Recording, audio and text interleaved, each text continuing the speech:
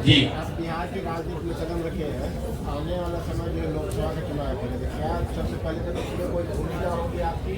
और दूसरा ये कि माइक माइक माइक सुनाई दे। मेरा ये कहना है कि आने वाले वर्ष में आप जो बिहार की राजनीति में कदम रखे हैं, लेकिन आने वाला वर्ष जो है 2024 में वो लोकसभा चुनाव है, तो उसमें आपकी कोई भूमिका होगी? और दूसरा है कि जो अभी वर्तमान में राजनीति है वो गठबंधन को लेकर के है, तो क्या ऐसा कहीं दिख रहा है आपका कि किसी के साथ आप अलायंस भी कर सकते हैं बिहार की राजनीति में? पहली बात आप ये समझिए कि जब मैंने पदयात्रा शुरू की उसी दिन ये बताया है कि दल तभी बनेगा जब मैं करीब करीब पूरा बिहार पैदल चल लूंगा। तो लोकसभा से पहले तो अभी हम आधा बिहार ही कर पाए हैं, 2-4-5 जिला और कर लेंगे। तो लोकसभा से पहले जन स्वराज दल बनने की संभावना तो मैं नहीं देखता हूँ। लेकिन अगर लोग ये चाहते हैं कि वो चुनाव लड़े, जो लोग जन स्वराज परिवार से इस परिकल्पना सोच से जुड़ रहे हैं, और अगर वो तय करते हैं कि चुनाव लड़ा जाए तो उन जगहों पर चुनाव लड़ सकते हैं। लेकिन जो चुनाव लड़ेगा वो निर्दलीय के तौर पर लड़ेगा। जन स्वराज परिवार या हमारी सोच या हम लोग के पास जो भी व्यवस्था है उसकी मदद करेंगे। लेकिन ये निर्णय विशुद्ध तौर पर उन लोगों का है जो जन स्वराज से जुड़े हुए हैं। अगर लोकसभा के स्तर पर, जिले के स्तर पर वो निर्णय लेते हैं कि हम लोग को चुनाव लड़ना है, हम लोग के पास योग्य कोई प्रत्याशी है, तो वो चुनाव निर्दलीय के तौर पर लड़ सकता है। इसका एक उदाहरण आपने देखा होगा, पहले 5 जिलों में जब हम लोग पैदल चल लिए तो वहां पर एक उपचुनाव हुआ, कई उपचुनाव हुए, लेकिन उसमें एक शिक्षा के एमएलसी का भी चुनाव हुआ। तो लोगों का ऐसा मानना था कि चूंकि हम लोग शिक्षा पर इतनी बात कर रहे हैं तो शिक्षकों के एमएलसी के चुनाव को हम लोग को लड़ना चाहिए। तो उन 5 जिले के जन स्वराज के साथियों ने मिलकर यह तय किया और अपने में से अफाक अहमद जी को चुनकर प्रत्याशी बनाया गया। वो लड़े निर्दलीय के तौर पर, लेकिन चुनाव जीते, अभी एमएलसी भी है। तो लोकसभा में ये संभव है कि जन स्वराज के जो साथी जिन जिलों में हम लोग पदयात्रा कर चुके या जहां पर वो संगठन बन गया है, वहां पर अगर वो तय करते हैं कि चुनाव लड़ना है, उनके पास उनकी नजर में कोई योग्य उम्मीदवार होगा तो उम्मीदवार निर्दलीय के तौर पर लड़ सकता है। जन स्वराज दल के तहत कोई चुनाव लड़ने की अभी संभावना नहीं है। दल तभी बनेगा जब मैं पूरे बिहार की या ज्यादातर बिहार की पदयात्रा पूरी कर लूंगा। दूसरा आपने कहा गठबंधन की, तो कोई संभावना नहीं है, इसको लिख लीजिए बिल्कुल बोल्ड शब्द में। ये जन स्वराज की जो पूरी परिकल्पना है, इसमें कोई गठबंधन की संभावना किसी तरह की, किसी दल किसी व्यक्ति से है ही नहीं। ये नई व्यवस्था बनाने की बात है। ये एमएलए जीतने का, एमपी जीतने का, चुनाव लड़ने का अभियान नहीं है। बिहार में व्यवस्था परिवर्तन के लिए इतना बड़ा संघर्ष हमने शुरू किया है। हमको 10, 20, 50 एमएलए जिताने में कोई दिलचस्पी नहीं है, एमएलए जिताने में भी दिलचस्पी नहीं है। हमारी दिलचस्पी है कि बिहार को जीता जाए, लेकिन बिहार को सही लोगों के साथ जीता जाए, उनके पास सही लोग जीते और उनके पास योजना हो, तभी बिहार सुधरेगा। और जो हमारी अपनी समझ है कि जो अभी तक हमने देखा है 16 महीनों में, अभी तक जो मुझे दिख रहा है, जब ये दल बनेगा तो बिहार की जनता तैयार है। या तो वो इस दल को अर्श पे बैठाएगी या फर्श पे रखेगी। या तो जन स्वराज को 0 सीट आएगा या इतना सीट आएगा कि आप उसको गिन नहीं पाइएगा। इसलिए गठबंधन की कोई जरूरत भी नहीं है। ये संभव है कि सारे प्रयास के बावजूद जनता इससे इत्तेफाक न रखे, लेकिन अगर इत्तेफाक रखेगी तो ये मॉडल ही ऐसा है कि इसमें या तो आप पूरा ही आपका है या नहीं तो कुछ भी आपका नहीं है। लेकिन आपने शायद एक अगला सवाल से जुड़ा, आपने एक इंटरव्यू में बताया है कि आपकी विचारधारा जो कांग्रेस से मिलती जुलती मेल खाती है, तो क्या ये इंडिकेट है कांग्रेस के लिए आप खुला रास्ता? बिल्कुल। आप देखिए, जो मैंने कहा है उसको फिर से दोहरा देता हूँ। उन्होंने पूछा आपकी विचारधारा क्या है, तो मैंने कहा कि मेरी विचारधारा, हम गांधी को लेकर चल रहे हैं और हर दिन अपने भाषणों में भी कहते हैं कि पूरा ये जो जन स्वराज है, ये आजादी से पहले, आज की कांग्रेस नहीं, आजादी से पहले जो कांग्रेस की व्यवस्था थी उस व्यवस्था को पुनर्जीवित करने का प्रयास है। जहां दल जो है वो किसी व्यक्ति विशेष का ना हो, किसी जाति का ना हो, किसी परिवार का ना हो। आजादी से पहले जो कांग्रेस थी वो किसी परिवार की पार्टी नहीं थी, वो किसी जाति विशेष की पार्टी नहीं थी, वो उन सब की का दल था जो बिहार, जो राज्य, जो देश को आजाद करना चाहते थे। तो जन सुराज उस सोच से प्रेरित है। बिहार में वो दल बने, हर वो व्यक्ति जो बिहार के पिछड़ापन से, गरीबी से, बदहाली से परेशान है, वो इसमें जुड़े और जुड़कर बिहार में परिवर्तन के लिए प्रयास करें। हम वो विकल्प बना रहे हैं और विचारधारा के आधार पर निश्चित तौर पर अगर आप महात्मा गांधी को लेकर चले हैं तो मैंने ये कहा कि आप कांग्रेस जिस विचारधारा को रिप्रेजेंट करने का दावा करती है, मेरी विचारधारा वही है। वो कर पा रहे हैं कि नहीं कर पा रहे हैं उनका मामला है, हम कांग्रेस में नहीं है। हमारी विचारधारा वो है जो महात्मा गांधी की विचारधारा कांग्रेस में थी, उसी विचारधारा को लेकर चल रहे हैं और उसी को आप कह रहे हैं कि कांग्रेस के लिए दरवाजा नहीं खोल रहे हैं। वो विचारधारा ही हम कह रहे हैं कि हमारी वही विचारधारा है। महात्मा गांधी की जो विचारधारा थी, उसी विचारधारा से प्रेरित होकर इस व्यवस्था को बनाने का प्रयास है और उसी विचारधारा को कांग्रेस या उनके साथी दल उस विचारधारा का प्रतिनिधित्व होने का दावा करते हैं। उस नजरिए से आप कह सकते हैं कि मेरी विचारधारा उनसे मिलती जुलती हो सकती है या उनके करीब हो सकती है।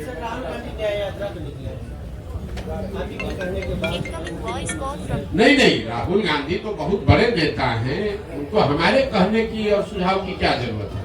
वो पहले भारत जोड़ो यात्रा उन्होंने किया है और शायद अभी बस से पद यात्रा तो नहीं करेंगे, जो अभी कल हम लोगों ने मीडिया में पढ़ा, शायद अब वो बस से या गाड़ी से पूरब से पश्चिम एक यात्रा कर रहे हैं। तो मुझे मेरी ओर से उनको शुभकामना है, मैं उसमें क्या कह सकता हूँ। अभी आपने एक प्रश्न कहा कि हम चुनाव में लड़ेंगे, मैंने ये नहीं कहा। जो लोग ही लड़ेंगे, मैंने देखिए आप लोग बात को इधर से उधर घुमा देते। मैंने कहा कि जब जन सुराज दल लोकसभा से पहले है नहीं, तो जन सुराज दल तो चुनाव लड़ नहीं सकता है। लेकिन जन सुराज से हर जिले में जहां पदयात्रा हुई है, ये संख्या आपको बता दूं, करीब 55 से 60 हजार लोग इस परिकल्पना से जुड़कर इस दल को बनाने वाला बनना चाहते हैं। तो हमने उनको ये कहा है कि अगर आप जन सुराज से जुड़े हैं, आप 60 हजार लोग बैठ के निर्णय लीजिए कि दरभंगा में चुनाव लड़ना है कि नहीं लड़ना है। अगर वो निर्णय लेंगे और उनके पास इस विचारधारा के मानदंडों के हिसाब से कोई चेहरा मिल जाए उम्मीदवार के तौर पर, तो उसको हर हालत में पूरी मजबूती से निर्दलीय के तौर पर लड़ाया जाएगा। लेकिन अगर किसी कारण से आपको चुनाव नहीं हो पाता, हमारे जिला की बात है, दरभंगा लोकसभा में नहीं हो पाता, कोई नहीं लड़ेंगे, कोई हड़बड़ी नहीं। लेकिन जो आपके साथ जुड़े हुए लोग हैं, हाँ, उनको आप क्या कहेंगे? तीन पार्टी को कोई दिक्कत कुछ नहीं कहेंगे। अपने विवेक के अनुसार आप जहां भी चाहें आप वहां वोट कर सकते हैं। मान लीजिए कि आप कांग्रेस की विचारधारा में यकीन रखते हैं और कांग्रेस वहां चुनाव नहीं लड़ती है। कई ऐसे जगह है जहां कांग्रेस की विचारधारा में यकीन रखने वाले लोग हैं, लेकिन कांग्रेस पार्टी वहां भी चुनाव नहीं लड़ती है। कई ऐसे जगह है जहां बीजेपी के विचारधारा के मानने वाले लोग हैं, लेकिन भाजपा वहां चुनाव नहीं लड़ती है। तो क्या करते हैं, अपनी समझ से जो उपलब्ध ऑप्शन है उसमें से आप चुनाव करके उसको जिसको वोट देना दीजिए। अभी तो आपको बताया भैया, किसी पार्टी से मिल, हमारी विचारधारा, मेरा अपना मत ये है कि जो आजादी से पहले महात्मा गांधी की कांग्रेस थी, हम उसी से प्रेरित होकर जन सुराज हमने शुरू किया है। विचारधारा जो गांधी की विचारधारा थी, वही विचारधारा जन सुराज की विचारधारा है, या उसको बनाने का आज के संदर्भ में उसी के करीब रहने का प्रयास है। सर, अभी आपने कहा कि लालू के डर से बीजेपी को वोट दिया था, बीजेपी के डर से लालू को 2005 से लेकर आज तक नीतीश जी को किसके डर से वोट मिला? नीतीश जी को दो वजहों से वोट मिला है। पहली बात, जो नीतीश कुमार को वोट देता है उसका मेन वोट वही है जो लालू जी के खिलाफ वोट देता है। और दूसरा, 2005 से 2010-12 तक उनकी जो सरकार यहाँ चली, उसमें कुछ काम होता, सुधार होता लोगों को दिखा, तो वो सुधारवादी लोग भी उनको वोट दिया उन लोगों ने। लेकिन 2014 के बाद से नीतीश जी के राज में सुशासन का वो चीज देखने को नहीं मिला। इसीलिए आप देख रहे हैं कि किसी 2010 में 206 सीट जीतने वाले नीतीश कुमार एनडीए 2020 में जब चुनाव हुआ तो उनको 125 सीट भी जीतने में मुश्किल आई। तो सिर्फ जाति के आधार पर वोट नहीं है। अगर सिर्फ जाति के आधार पर वोट होता तो जो एनडीए चुनाव लड़ी थी 2010 में, वही एनडीए चुनाव लड़ी 2020 में, तो फिर उनका 206 से घट के 120 कैसे हो गया? यही बात तो हम आपको बता रहे हैं। नीतीश कुमार की जो पूरी राजनीति है, जो उनका वोटर है, वो लालू विरोध पर, लालू जी के जंगल राज के विरोध पर ही खड़ी रही है। उसमें एडिशन जैसे जैसे वो आगे बढ़े तो कुछ और लोग जुड़े होंगे, लेकिन मूल वोट जो उनका है वो लालू विरोध का वोट है। जो लालू से डरता है या लालू जी को नहीं चाहता है, वो नीतीश जी को वोट पहले करता रहा है। तो जदयू की राष्ट्रीय कार्यकारिणी की बैठक होने जा रही है जी, जदयू की राष्ट्रीय कार्यकारिणी की बैठक होने जा रही है और संभावना जताई जा रही है कि नीतीश कुमार फिर से पलटी मार सकते हैं। इस पर क्या प्रतिक्रिया आपने? देखिए, नीतीश कुमार के राजनीतिक जीवन का ये अंतिम दौर चल रहा है, राजनीतिक पारी का ये अंतिम दौर चल रहा है। नीतीश कुमार को खुद नहीं मालूम है कि वो कहां हैं और कहां रहेंगे। इतना मैं जरूर कह सकता हूं कि लोकसभा से पहले अब उनके पास कोई विकल्प नहीं है। उनको चुनाव तो महागठबंधन में ही लड़ना पड़ेगा। इसलिए नहीं कि वो पलटी मारना नहीं चाहते हैं, इसलिए कि अगर पलटी मारेंगे भी तो कोई लेने वाला भी तो होना चाहिए। अब आज के तारीख में उनको कोई लेने वाला भी नहीं बचा है। नीतीश कुमार राजनेता के तौर पर और जदयू दल के तौर पर अब बहुत बड़ा बोझ हो गया है। जो उसको उठाने का कोशिश करेगा वो भी उस बोझ के तहत नीचे दब के मर जाएगा। जहां तक आपने कहा राष्ट्रीय कार्यकारिणी की बात, तो नीतीश कुमार का अपना तरीका है। वो ताश के पत्तों के तरह नेताओं को अपने पार्टी में ऊपर नीचे करते रहते हैं। और यही वजह है कि 18 साल से मुख्यमंत्री रहने के बावजूद उन्होंने अपनी पार्टी में कभी कोई एस्टेब्लिश्ड ऑर्गेनाइजेशन या कोई सेकेंड लाइन लीडरशिप बनाया ही नहीं। किसी को लाते हैं, उससे काम निकाला। मान लीजिए 14 में हम पर उन्होंने दाव लगाया, हमको लेकर आए, घोषणा कर दिया कि यही हमारे उत्तराधिकारी हैं, यही आगे रहेंगे। 14 में चुनाव जीत गए। उसके बाद सोचते अच्छा प्रशांत किशोर कहीं बड़ा ना हो जाए तो इसको हटा के आप दूसरे को बढ़ाओ। इस चीज का मलाल है सर आपको? बिल्कुल मलाल नहीं है। आप हमको नहीं जानते। हम जीवन में वो लोग नहीं हैं जो किसी निर्णय पर मलाल करें। हमारे माता पिता और हमारे गुरुओं ने सिखाया है कि जीवन में जो आप काम करते हैं उसके अगर उसमें आपको कुछ गलती हो जाए तो उससे दो रास्ते आपके पास है। एक, आप अपने निर्णय और अनुभव के आधार पर सीख सकते हैं, सीख कर आगे जीवन में गलती न करें ये कर सकते हैं, या उसका मलाल कर सकते हैं। हम मलाल करने वाले लोग नहीं हैं। एक बार नीतीश कुमार ने अगर धोखा किया, उसके बाद नीतीश कुमार चाहे 20 बार हमारे पास आ गए, कितनी बार बात कर ली, कितने संदेश भिजवा दिए, हमने कह दिया कि अब फिर सियार सर्कुल के नीचे नहीं जाएंगे। हमको चाहे 1 बरस लगे कि 10 बरस लगे, अब नीतीश कुमार के साथ जाने का कोई सवाल नहीं है। नीतीश कुमार जब महागठबंधन बनाए, इस बार आपको पता चला जब बनाए तब हमको आकर मार्च में 6 महीना पहले आकर सबसे पहले हम ही से सलाह किया कि भाई हम महागठबंधन बनाना चाहते हैं, आप इधर आ जाइए। आप तो भाजपा के खिलाफ हमारी मदद करना चाहते थे। उस समय भी हमने कहा कि हम नहीं मिलेंगे, अब नहीं आ सकते हैं, आपको जो करना है वो कीजिए, हम अपनी नई व्यवस्था ही बनाना चाहते हैं। अरे प्रशांत किशोर जी, मेरा एक सवाल है जी कि आपने अभी अपने ही माना इस बात को कि बिहार में जाति के आधार पे लोग वोट देते हैं। जाति भी एक आधार है। जाति भी आधार जी। है। कुछ लोग भाजपा के विरोध में आरजेडी को वोट देते हैं जी। कुछ लोग आरजेडी के लोग। क्या लगता है जिस तरह से आप घूम रहे हैं, बहुत राह आसान है आपके लिए बिहार में जिस विजन को लेकर आप चले हैं? मेरे भाई ऐसा है, हम आसान राह वाले लोग नहीं। 2010-11 में हम अगर दरभंगा में आकर आपको ये बताते कि मैं कोई चुनाव प्रबंधन रणनीतिकार के तौर पर काम शुरू कर रहा हूं, जिसमें देश भर के दल और नेता हमसे आकर सलाह, हम जैसे लोगों से आकर सलाह लेंगे और अपना चुनाव लड़ेंगे और चुनाव हराया जिताया जा सकता है, तो पत्रकार के नाते या नागरिक होने के नाते आप क्या करते? हंसते या फिर कहते अच्छा करके देखिए, इससे तो कुछ हो नहीं सकता है। जो पहले से नेता है वो आपसे सलाह क्यों लेगा? लेकिन 10 बरस में उस चीज को हमने प्रमाणिक तौर पे करके दिखाया। मान लीजिए कि हमने भाजपा की मदद की, वो जीते। कुछ लोगों ने माना हाँ भाई इनमें दम है, कुछ लोगों ने कहा भाई इनका क्या था, तो मोदी जी का दम था। फिर जब 2015 में भाजपा को यहाँ हरा दिया तो कुछ और लोगों ने माना कि नहीं भाई कुछ तो ये लड़का जरूर जानता है। लेकिन कई लोगों ने कहा भाई इसमें इनका क्या हो, तो लालू नीतीश का करिश्मा था। फिर जाके पंजाब जीते तो लोगों ने कहा ना भाई कुछ तो जरूर जानता होगा, कभी पंजाब भी जीत गया। तेलंगाना जीते, आंध्रा जीते, तमिलनाडु जीते, महाराष्ट्र जीते, दिल्ली जीते, वेस्ट बंगाल जीते, तब ना लोग मान रहे हैं कि भैया इनको चुनाव लड़ाने आता है। एक दिन में तो आप माने नहीं है। तो वैसे ही अगर आज हम चल रहे हैं तो स्वाभाविक तौर पर लोगों को यही लगेगा कि बड़ा कठिन है, और कठिन है इसीलिए हमको करना है। लेकिन अगर आप उसको 2 बरस, 3 बरस, 4 बरस, 5 बरस ईमानदारी से, मेहनत से करेंगे तो निश्चित तौर पर इसको किया जा सकता है। हम उनमें से नहीं है जो आकर कहीं लड़ाई में घुस गया। अगर हम यहाँ लड़ने आए हैं तो आप ये मान कर चलिए कि जितनी भी राजनीतिक समझ रखने वाले यहाँ लोग हैं, थोड़ी बहुत समझ हमको भी है। आप ये मान कर चलिए कि इसके जीतने का पूरा खाका हम बनाकर आए हुए हैं। हम उनमें से नहीं है जो आ गया वैसे घूमने लगे। इतना तो आप भी जान रहे हैं। हमको इतना हमको आप होशियार नहीं मानिए, लेकिन बेवकूफ तो बहुत कम लोग कहेगा कि प्रधान चौधरी बेवकूफ है। अगर बेवकूफ कहे भी तो कोई दिक्कत नहीं है।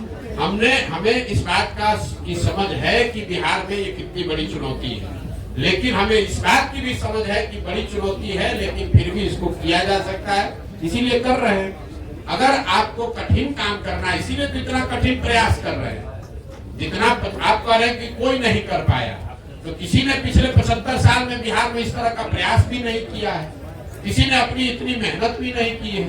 तो हमको मालूम है कि कठिन काम है, इसलिए ज्यादा मेहनत करना पड़ेगा। आप विकल्प की बात करते हैं सर। उम्मीद की जाए जो आपकी यात्रा समाप्त होगी और जो समस्याएं आप देख रहे हैं 15.5 महीने में जो आपने देखा और आगे भी जो देखेंगे उसका समाधान कब तक? देखिए, मैंने अपने यात्रा के लिए अन्य पदयात्रियों के मुकाबले या दूसरे यात्राओं के मुकाबले मैंने कोई दिन और समय किलोमीटर निश्चित नहीं किया। मेरा संकल्प है कि मुझे पूरा बिहार करना है। करने में 1 बरस लगे या 3 बरस लगे, हम उसको ईमानदारी से कर रहे हैं।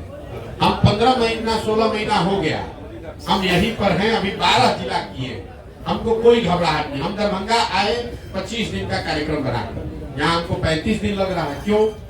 कई बार लोग चाहते हैं कि आप ये गांव भी घूम लीजिए, वो गांव भी घूम लीजिए। सिर्फ पदयात्रा ही नहीं है, पदयात्रा के साथ मुझे दरभंगा से निकलने से पहले उन लोगों को चिन्हित भी करना है जो इस परिकल्पना को, इस संगठन को यहाँ बनाएंगे, चलाएंगे। हमको दरभंगा के हर पंचायत का योजना भी बनाकर निकलना है। तो हम ये दावा नहीं कर सकते कि ये कब खत्म होगा, लेकिन अभी तक का जो अनुभव है उसके हिसाब से आप मान कर चलिए कि 1.5 साल और अभी कम से कम लगेगा, और मुझे कोई जल्दी नहीं है। उसके नहीं समाधान तो भाई, समाधान का रास्ता तो बनाते जा रहे हैं। समाधान तो तभी होगा जब लोग अपनी समस्याओं पर वोट करेंगे। समाधान तब होगा जब सही लोग चुन कर आएंगे। समाधान तब होगा जब इन समस्याओं के निवारण का रास्ता, योजना, विजन बनाया जाए। तो तीनों चीज पे लगे हुए हैं। जब इसको पूरा करेंगे तो आपको सफलता दिखती मिलेगी। प्रसाद जी एक सवाल मेरा है। आपने जो क्राइम को लेकर, बिहार में बढ़ते क्राइम को लेकर एनसीबी के डाटा पे बात की है, तो मेरा एक अनुमान है कि पहले प्रीवियस ईयर में जब क्राइम का ग्राफ बहुत था, अब जो है चूंकि पहले केसेस दर्ज नहीं होती थी, सोशल मीडिया इतना एक्टिव नहीं था, लोगों के संज्ञान में बातें नहीं आती थी, और अब एक छोटी सी भी घटना घटती है तो वो केस रजिस्टर्ड होता है। सर केस अब रजिस्टर्ड होता है तो ऑब्वियसली क्राइम का डाटा जब ये केस रजिस्टर्ड होगा तो एनसीबी के पोर्टल पे जब वो चढ़ेगा तो ग्राफ तो दिखेगा कि नहीं। मेरे भाई आपका भ्रम है, हम आपको क्लेरिफाई कर रहे हैं। सर आपका कहना ये ठीक है कि जब लालू जी का राज था तब एफआईआर होता ही नहीं था थाना में, तो क्राइम दिखेगा कैसे? लेकिन आपने ध्यान नहीं दिया, मैंने डेटा कंपेयर किया 21 का 22 से। तो 21 में तो क्राइम रजिस्टर हो रहा था जी, तो 22 में भी क्राइम रजिस्टर हो रहा है। तो क्राइम रजिस्टर होने की वजह से ऐसा हो जाए ऐसी बात तो है नहीं। जो व्यवस्था से क्राइम रजिस्टर करने की व्यवस्था 21 में थी वही आज 22 में भी है। उसमें 24% की बढ़ोतरी हुई है। ऐसा नहीं हुआ है कि 2022 में बिहार सरकार ने क्राइम के प्रति ज्यादा सेंसिटिविटी दिखाते हुए नए थाने सेट कर दिए या एफआईआर की प्रक्रिया को आसान कर दिया, ऐसा कुछ नहीं हुआ है। प्रक्रिया जो 21 में थी वही 22 में। अगर हम 2005 से कंपेयर करें तो अब आपका बात ठीक है। हम तो 21 को 22 को 21 से कंपेयर कर रहे हैं, और उसमें क्राइम रजिस्टर करने की जो व्यवस्था है उसमें कोई आमूलचूल परिवर्तन नहीं लाया गया है। तो ये कंपेरेबल डेटा है और 24% FIR ज्यादा हुए हैं, ज्यादा कॉग्निटिबल क्राइम हुए हैं, ये डेटा दिखा रहा है। और सिर्फ दिखाने की बात नहीं है, सिर्फ आंकड़ों की बात नहीं है। हम लोग जब पैदल चल रहे हैं और आप लोग भी समाज में रहते हैं, मैंने आपको क्या कहा पूरी बात सुनिए। जब शुरुआती महीनों में मैं चल रहा था तो लोग बताते थे कि भैया देखिए अब आजकल फिर क्राइम बढ़ेगा शायद।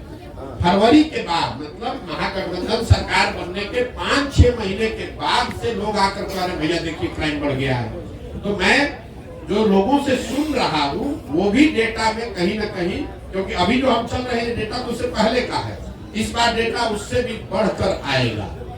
सर मेरा सवाल है कि आप विकल्प की बात करते हैं तो बिहार जो है 1975 से ही विकल्प की तलाश में रहा है और जितने क्षेत्रीय क्षत्रप है उसी विकल्प की उपज है और इन सारे लोगों ने बिहार को छला और ठगा है। तो आप जन स्वराज जो है एक विकल्प के रूप में देखा जा रहा है, इसकी क्या गारंटी है कि पिछले लोगों की तरह जन स्वराज बिहार के लोगों? मेरे भाई हमारी हर भाषण को सुन लीजिए, हम हर भाषण में पहले कहते हैं कि आप बिल्कुल प्रशांत किशोर पर भरोसा मत कीजिए, आप अपने आप पर भरोसा की। प्रशांत किशोर अगर जन स्वराज बनाते, हम इसके नेता होते, हम आपको कहते कि हम आपका ठीक कर देंगे, तब न धोखा देते। हम तो आप हमारी भाषणों को जाकर सुन लीजिए, हम ये कह रहे हैं कि कोई प्रशांत किशोर 10 प्रशांत किशोर आ जाएगा तब भी आपका जीवन नहीं सुधरेगा। आपको अपने आप में अपने वोटिंग बिहेवियर में सुधार करना है और दल अगर बनाना है तो सबको मिलकर बनाना होगा ताकि कोई किसी को न ठगे। अगर बिहार के 10 लाख लोग मिलकर दल बना रहे हैं तो सब लोग तो एक दिन में नहीं परिवर्तित हो जाएगा। प्रशांत किशोर तो ठग सकते हैं। आपने कहा पहले हुआ है, पहले किसने यहाँ बिहार में सबको सबसे संवाद करके मिलके इतनी बड़ी पदयात्रा करके किसने दल बनाया? यहाँ दल तो आधा मिनट में बनता है। जो दल बनाया वो कहा कि हम इसके नेता रहेंगे और हमारे बाद हमारे बेटा रहेंगे। दल तो यहाँ ऐसे ही बनता है। बिहार के लोगों से बातचीत करके कोई दल बना हो, आप हमको बता दीजिए, हम मान लेंगे कि भाई हमारी गलती है। प्रशांत जी मेरा दो सवाल है। कुछ लोगों का कहना है कि प्रशांत किशोर कभी ममता जी के साथ उनका होता है, तो कभी बीजेपी के साथ, फिर महागठबंधन के साथ। किसी न किसी व्यक्ति का तो एक आइडियोलॉजी होना ही चाहिए। एक बिजनेसमैन का कोई आइडियोलॉजी नहीं हो सकता। तो जनता कह रही है कि प्रशांत किशोर, पप्पू यादव, विकास वैभव और प्रशांत किशोर इस तरह एक टीम बनाकर काम कर रहे हैं जो कहीं ना कहीं महागठबंधन या फिर बीजेपी से समझौता करने की बात करेंगे। देखिए मेरे भाई, ऐसा है कि हमारा काम ही हमारी पहचान है। हम किसी मुख्यमंत्री प्रधानमंत्री के लड़के नहीं हैं और आप क्या करते हैं हमको मालूम नहीं है, लेकिन जो बिजनेस करता है उसकी कोई आइडियोलॉजी नहीं है। ये आपकी समझ है, ये समाज की समझ नहीं है और इसमें सच्चाई भी नहीं है।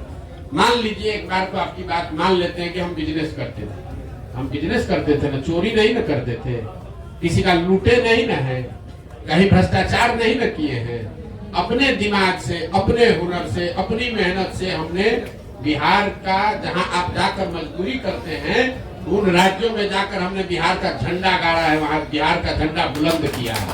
आप बहुत आइडियोलॉजी वाले हैं, आप बहुत आइडियोलॉजी वाले हैं, तो आपके बच्चे जाकर वहां ठेला पर सब्जी बेच रहे हैं। हमारी आइडियोलॉजी नहीं है तो उन्हीं राज्यों में जाकर हम वहां के राजा को बनाते हैं। तो आपको तय करना है कि आपको किसके साथ रहना है और मेरी आइडियोलॉजी क्या है, इसको समाज को जांचने दीजिए। स्वाभाविक है बहुत लोगों को अच्छा नहीं लगेगा तो न लगे, उससे क्या दिक्कत है। जब देश आजाद हुआ, प्रशांत किशोर तो बहुत छोटे आदमी हैं, जब देश आजाद हुआ जिस दिन 15 अगस्त 1947 को, उस दिन भी इसी देश के हजारों ऐसे लोग होंगे जो अंग्रेजों से सैलरी लेकर उनके साथ काम कर रहे थे। उनको तो महात्मा गांधी पर भरोसा नहीं था, उनको देश की आजादी पर भरोसा नहीं था। तो ये तो समाज है। कभी 100% लोग तो आपसे, समाज में 100% लोग तो आपकी बात से सहमत नहीं होंगे। हम अपना काम कर रहे हैं, लोग सहमत हो न हो ये उनकी पीड़ा है, उनकी समझ है, हमें उसकी ज्यादा चिंता नहीं है। आप ज्यादा व्यथित न हो, हमको इतनी समझ है कि कितना लोग समझ रख रहे हैं, नहीं रख रहे हैं। अगर समझ नहीं रख रहे हैं और हर आदमी हमको गलत ही कह रहा है तो आखिर सुबह से शाम तक 2 बजे रात तक हमसे मिलने आ कौन रहा? ये भी आप पत्रकार होने के नाते आपको पूछना चाहिए। उनका देखिए, उनका ये कहना था कि जैसे अलग अलग स्टेट में आपकी अलग अलग। अरे भाई, हमने 10 बरस काम किया है, हमने आपको गिनवाया, वही काम हमारी पहचान है, तभी ना आप यहाँ बैठे हुए हैं। यहाँ 15 महीना नहीं 15 साल पैदल चल के आएगा तो कोई पत्रकार आएगा सुनने? आप भी इसीलिए आए हैं कि आपको मालूम है कि ये प्रशांत किशोर है, अगर ये प्रयास कर रहा है तो यहाँ ठोक कर जाएंगे सबको, चिंता मत कीजिए। चुनावी रणनीतिकार अपने आप को कहते हैं, जितने जगह आपने बिहार में भ्रमण किया अभी तक, तो क्या 2024 का चुनाव जो होने वाला है उसमें दलों पे प्रभाव पड़ेगा? कितने जगह हम जब चुनाव ही नहीं लड़ रहे तो आप नहीं लड़ रहे हैं। आप सुन लीजिए बात, 2025 का चुनाव होने दीजिए, उसके बाद आप उनको खोजिएगा मिलने के लिए कि प्रभाव क्या पड़ा नहीं पड़ा। हमारा जो ट्रैक रिकॉर्ड है, लोग हमको जब चुनाव का परिणाम आता है तब खोजते हैं कि कौन है। जब तक चुनाव का परिणाम नहीं आता है तो सब आदमी यही कहता है कौन है प्रशांत किशोर, ये बिजनेसमैन है, ये तो एनजीओ चलाता है, ये तो लैपटॉप चलाता है। और जब परिणाम आता है तो कहता अच्छा यही है प्रशांत किशोर। तो यही बिहार में भी होगा 25 में।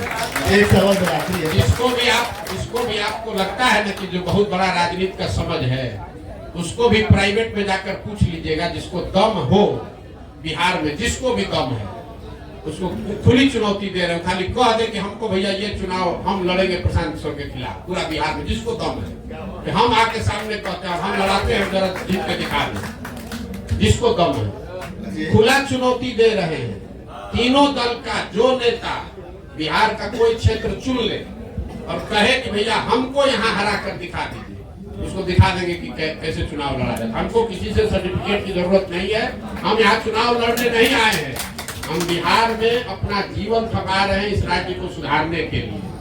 सुधरे न सुधरे वो समय बताएगा।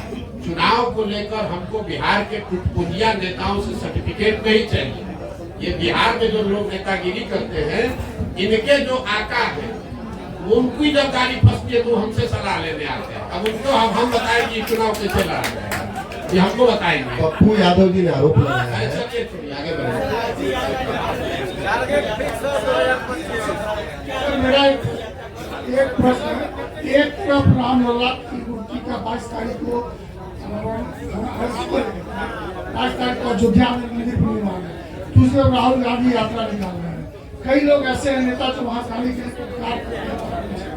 ऐसी स्थिति में प्रशांत किशोर जो भोजन के बहुत नजदीक होते हैं, साथ ही साथ हर चीज को जानते हैं, क्या कहेंगे जिसको मंदिर निर्माण और एक तरफ यात्रा, वोटर भी कर और नेता भी कर। अरे ये कंफ्यूज आप लोग हैं। राम मंदिर का उद्घाटन चुनाव में बहुत बड़ा मुद्दा नहीं है। मैं आपको ये अपने अनुभव के आधार पर बता देता हूँ। चुनाव की जितनी समझ हमको थोड़ी बहुत है, कोई एक मुद्दा जिसको आपने पहले कड़ाही पर चलाकर गुड़ बना लिया है, अब वापस से उसको चढ़ाकर समाज को उस तरीके से आंदोलित नहीं किया जा सकता है। राम मंदिर के मुद्दे पर एक बार जब आडवाणी जी सोमनाथ से चले तब एक बार उस मुद्दे पर वोट पड़ा, उसके बाद वो बहुत बड़ा मुद्दा है, लोगों के सबकॉन्शियस माइंड में है, चर्चा में है, प्रचार होगा, लेकिन वोट उस पर नहीं पड़ेगा। आप मोदी जी ने जब अपने पार्लियामेंटेरियन से, अपने सांसदों से मुलाकात की तो मोदी जी ने भी खुद कहा कि खाली राम मंदिर के नाम पर चुनाव नहीं जीता जा सकता है, क्योंकि एक बार मंडल आया तो देश में बहुत आंदोलन हुआ, लेकिन जब 5 वर्ष के बाद मंडल लागू किया गया तो किसी को पता नहीं चला। आज जब रिजर्वेशन के लिए यहाँ बिल पास हुआ तो उस पर कोई रिएक्शन नहीं है। तो समाज की इतनी समझ रखिए, काठ की हांडी या कच्ची हांडी, आप एक ही चीज को बार बार नहीं चला सकते हैं। जन आंदोलन हुआ अन्ना के समय में लोकपाल को लेकर, आज आपको लगता है कि जन लोकपाल के नाम पर आंदोलन फिर से हो सकता है?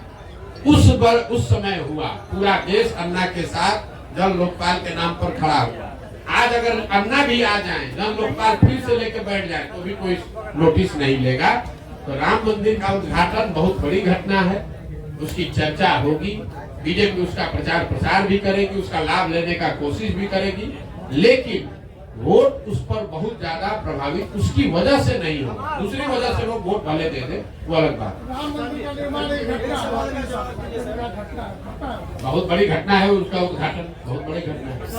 हाँ सर, राम मंदिर का निर्माण नहीं, बात घुमाते बहुत है। राम मंदिर का उद्घाटन एक बड़ी घटना है, लेकिन उस घटना का वोट पर सीधा प्रभाव नहीं पड़ेगा।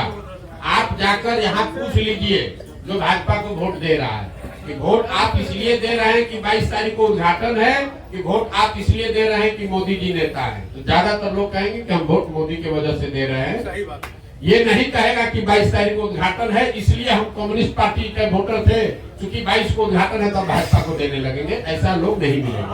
हाँ सर, दिख रहा है प्रसाद, हैं? मोदी को टक्कर देने वाला विपक्ष में कोई दिख रहा है चेहरा आपको?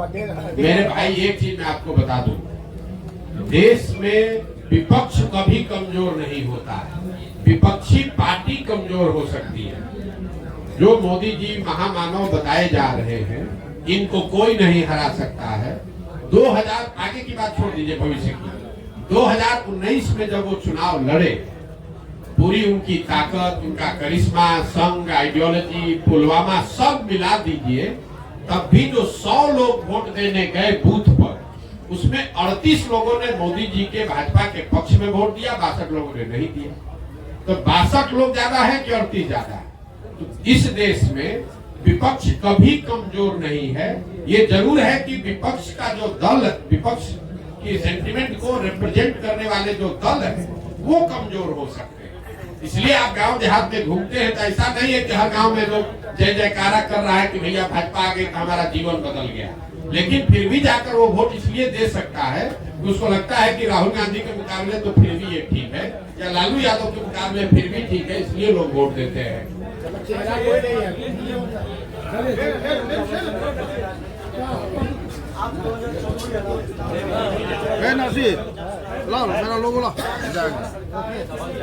हम कैलकुलेशन नहीं करते, हम कैलकुलेशन वही करते हैं जहाँ काम करते हैं। हम बंगाल में काम कर रहे थे, हमने बंगाल का कैलकुलेशन बताया नहीं, हम कुछ आइडिया वाले नेता नहीं है। हम जो बोलेंगे बिहार के नजरिए से आपको बोल देते हैं, आप इसको हेडलाइन ले लीजिए।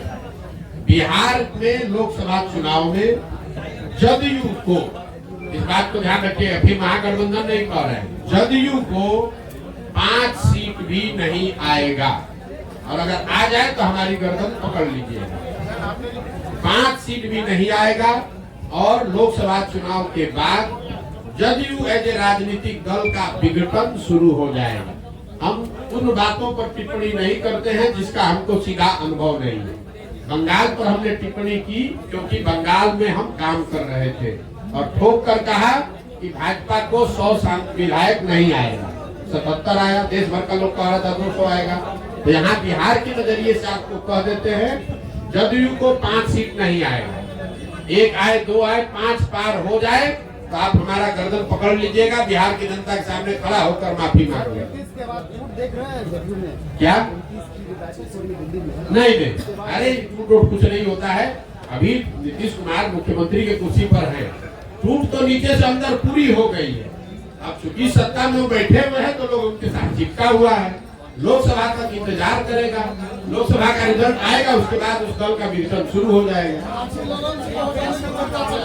क्या इससे फर्क पड़ता है कौन रहेगा कौन हटेगा?